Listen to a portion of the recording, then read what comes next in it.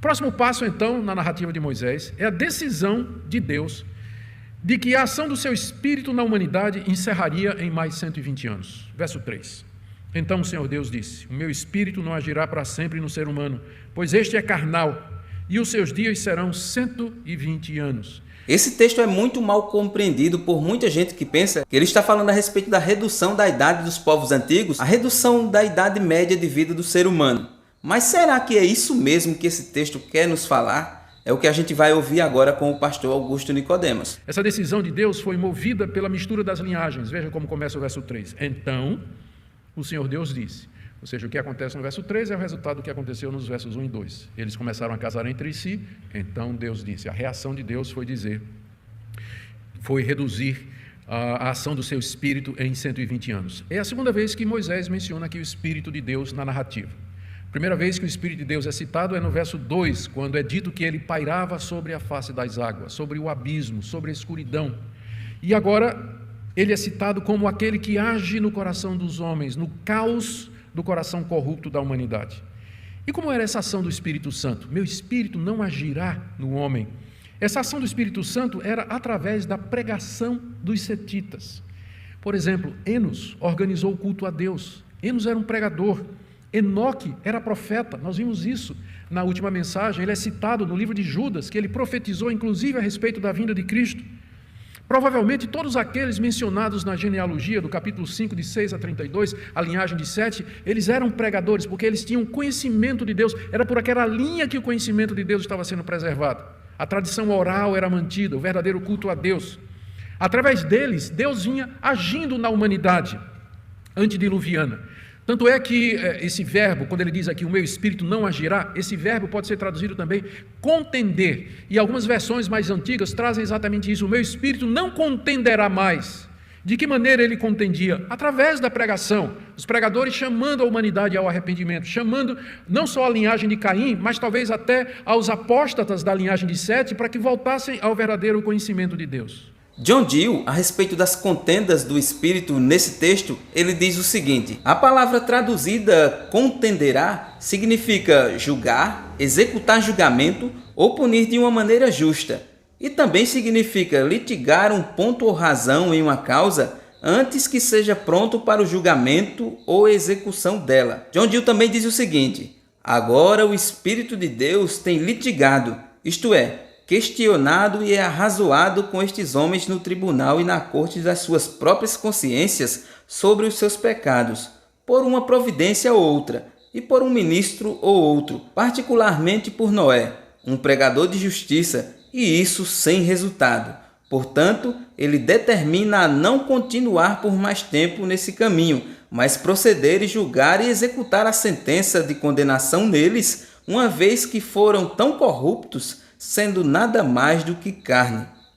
Não obstante, isto é, apesar do comportamento carnal, para mostrar sua elemência e paciência, ele concedeu-lhes uma prorrogação de 120 anos, que se trata da longanimidade de Deus, do qual o apóstolo fala, que se espera nos dias de Noé, enquanto se preparava a arca. 1 Pedro 3:20. Portanto, parece que as contendas do Espírito de Deus com estes homens foram somente pelo ministério externo da palavra, de uma maneira persuasiva moral que não deu resultado. Isso pode nos levar a observar a insuficiência da persuasão moral e do ministério externo da palavra sem a graça poderosa e eficaz do Espírito de Deus.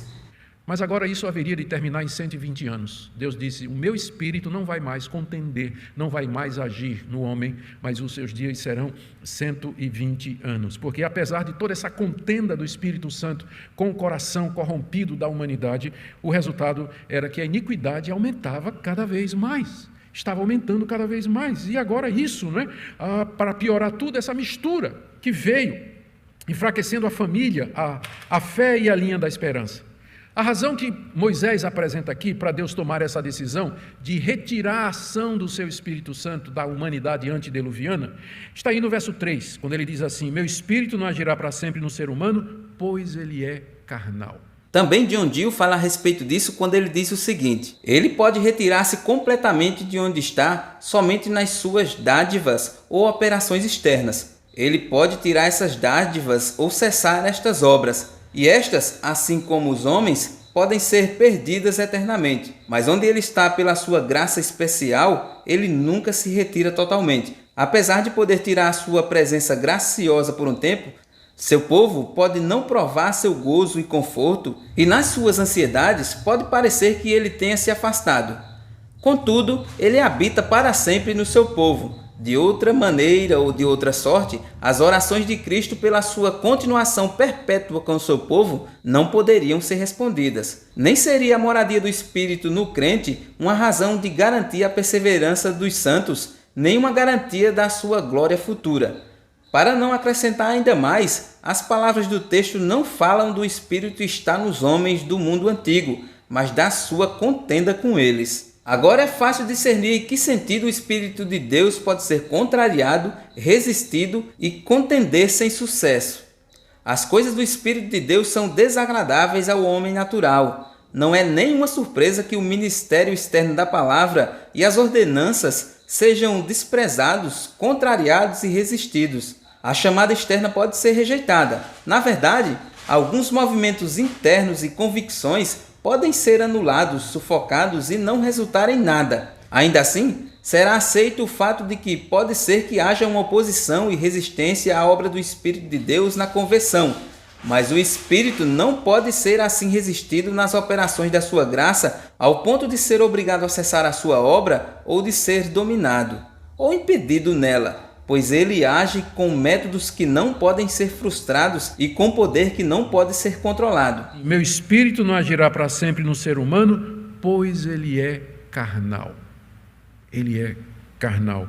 Isso é, ele se preocupa, ele é como um animal, ele é como os animais que eu criei. Ele só se preocupa, ele é voltado para a satisfação dos seus desejos, como casar com aquelas mulheres bonitas, mesmo colocando em risco a linha da esperança. Eles estão interessados em satisfazer os desejos do corpo, se esqueceram completamente de mim. Eles são carnais, irremediavelmente perversos, rebeldes, desobedientes e arrogantes. E Deus então coloca o prazo de 120 anos como última chance.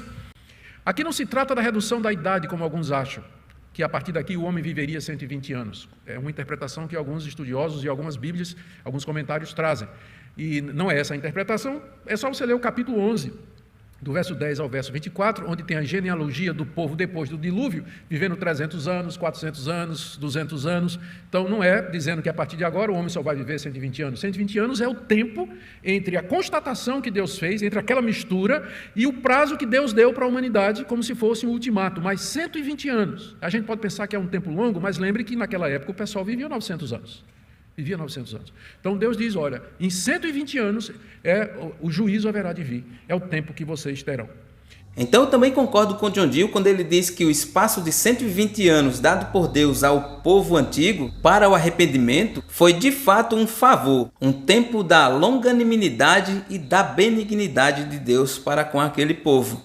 E o principal pregador durante esses 120 anos foi alguém mencionado acima no capítulo 5, verso 32. Noé tinha 500 anos de idade e gerou Sem, Cão e Jafé. Ezequiel, o profeta Ezequiel, escrevendo séculos depois, ele diz no seu livro, capítulo 14, verso 20, que Noé era tão justo como Daniel e Jó. Mas eu queria que você focasse agora nessa passagem do Novo Testamento que eu vou ler, escrita pelo apóstolo Pedro, onde ele interpreta essa passagem que nós estamos estudando agora. Então, primeiro, eu queria que você abrisse sua Bíblia na 2 de Pedro, vamos começar na 2 de Pedro, no capítulo 2 e no verso 5. 2 de Pedro, capítulo 2, verso 5. Pedro diz assim: Deus não poupou o mundo antigo, o mundo aqui é o mundo antes do dilúvio, mas preservou Noé, pregador da justiça, e mais 7 pessoas, quando fez vir o dilúvio sobre o mundo de ímpios. Eu chamo sua atenção para o fato de que Pedro se refere a Noé como sendo um pregador. Ele era pregador, pregador da justiça. Agora, um pouquinho antes, vamos para 1 de Pedro, capítulo 3, a partir do verso 18. Uma passagem difícil, mas que talvez ganhe mais luz se nós a estudarmos a partir de Gênesis 6. Olha o que é que Pedro diz aqui no capítulo 3, a partir do verso 18. Pois também Cristo padeceu uma única vez pelos pecados, o justo pelos injustos, para conduzir vocês a Deus. Morto sim na carne, mas vivificado no Espírito, no qual também foi e pregou aos espíritos em prisão, os quais noutro tempo foram desobedientes, quando Deus aguardava com paciência nos dias de Noé, enquanto se preparava a arca, na qual poucas pessoas, apenas 8, foram salvas através da água. Essa passagem é complicada, tem muitas interpretações. A interpretação mais aceita, menos complicada, é essa daqui. Que Cristo, pelo Espírito Santo, ele ministrou à geração dos antediluvianos, que eram espíritos em prisão, eram desobedientes, através de Noé, que era o pregador da justiça. Noé era o grande pregador durante esses 120 anos, porque era Cristo que falava através dele, e ele pregava a justiça de Deus, ele ensinava a justiça de Deus. Isso aqui é o resumo, então, do que eu estou querendo falar agora, voltando para Gênesis capítulo 6, não é? Vou tentar resumir aqui. Tem a regra de interpretação que diz que a Bíblia é sua melhor intérprete. Nós estamos interpretando Gênesis à luz de Pedro, que é a regra de ouro da interpretação. E essa regra, então, nos diz o seguinte, que esses antediluvianos, eles eram espíritos em prisão, ou seja, eram almas presas no pecado, em suas paixões carnais, aprisionados, escravos dos seus desejos. Segundo, que eles eram desobedientes, eles preferiam agradar a carne do que agradar a Deus. Terceiro, que durante 120 anos Noé pregou para eles a respeito da justiça, que Deus era justo, como ficou claro no episódio do Éden, quando ele expulsou Adão e Eva de lá, quando pecaram, que Deus chamava todos ao arrependimento e retorno à fé na promessa, e que ele justificava e perdoava pecadores que se arrependessem mediante a fé na semente que haveria de vir, e que Cristo estava em Noé, falando através de Noé pelo Espírito Santo e chamando aquela geração toda ao arrependimento. Então, meus irmãos, espero que vocês tenham compreendido o texto e que Deus possa continuar lhes abençoando, né, e edificando as suas vidas por meio dos vídeos que eu vou trazer aqui para esse canal. Fique com Deus e até os próximos vídeos.